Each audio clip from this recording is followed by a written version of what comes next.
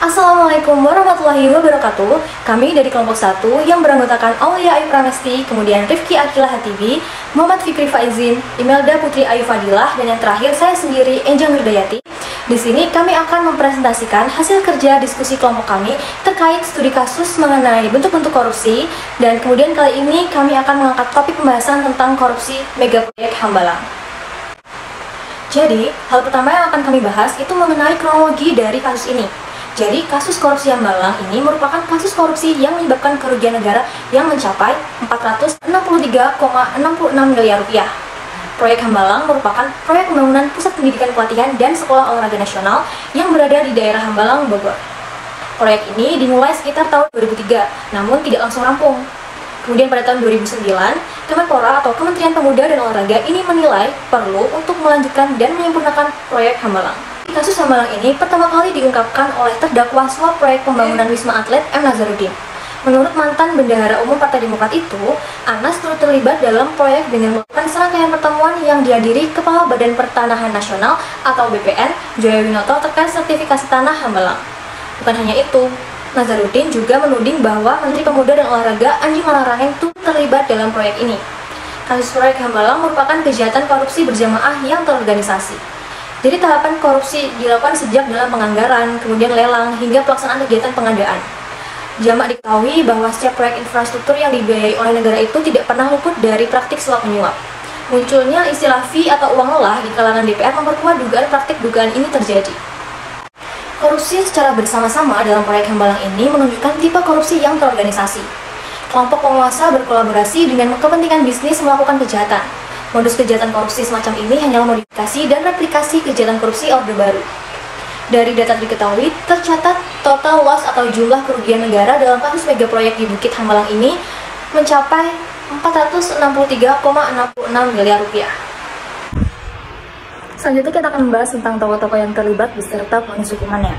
Penyelidikan KPK berhasil menemukan siapa saja yang terlibat dalam kejadian ini, yaitu ada Anas Urbaningrum, Angelina Sondag, M. Nazarudin, Rahmat Yassin, Wahid Muhara, Joyo Winoto, dan Deddy Kusdina. Pertama ada Anas Urbaningrum. Mantan Ketua Umum Partai Demokrat ini menerima aliran dana sebesar 2,21 miliar rupiah dari pelaksanaan proyek Hambalang ini.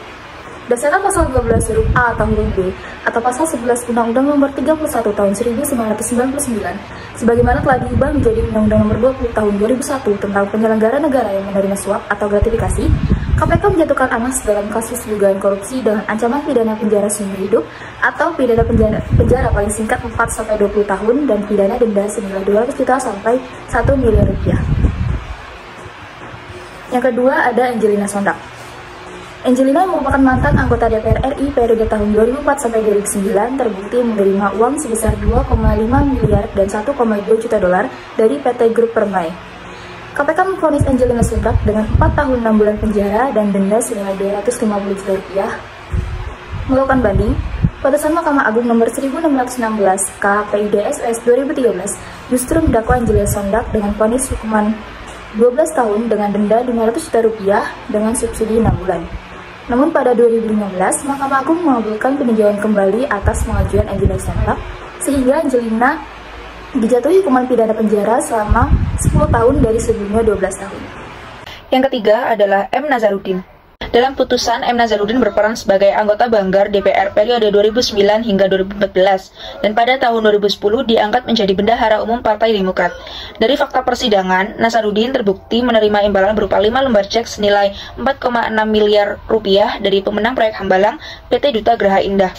Dalam putusan Mahkamah Agung nomor 2223K /Pit.Sus/2012, M. Nazarudin divonis 7 tahun penjara dengan denda 300 juta rupiah. Subsidi 6 bulan dijatuhkan atas keterlibatannya dalam korupsi megaproyek Hambalang. Hukuman ini 2 tahun 2 bulan lebih berat dari vonis Pengadilan Tipikor yang menghukum Nazar 4 tahun 4 bulan penjara dan denda 200 juta. Yang keempat adalah Rahmat Yassin.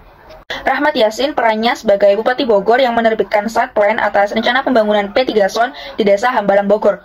Rahmat Yassin menerima suap senilai 4,5 miliar rupiah guna memuluskan rekomendasi surat tukar-menukar kawasan hutan atas nama PT Bukit Jonggol Asri seluas 2.754 hektar.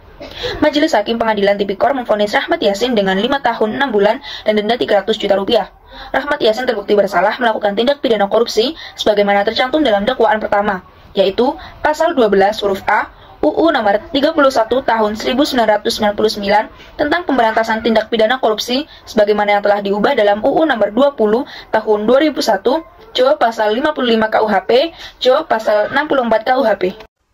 Tanggapan kami mengenai kasus ini yaitu kasus ini adalah alasan untuk dalam tanda kutip memungut uang tanpa cara yang benar. Kasus korupsi juga bisa terjadi karena kurangnya kualitas SDM di Indonesia.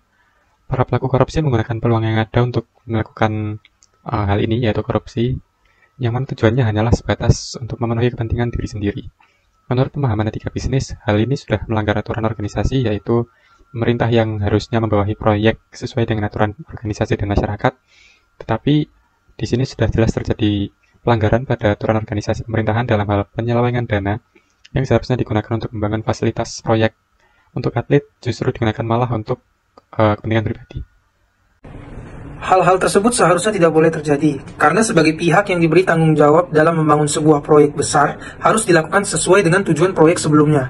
Jika sudah terjadi korupsi seperti ini, maka yang harus dilakukan adalah melakukan evaluasi kinerja dari organ pemerintah yang membawahi proyek tersebut, dan memberikan pemahaman kepada masyarakat untuk menanamkan pada diri sendiri tentang kesadaran diri dalam melakukan segala sesuatu itu sesuai dengan etika.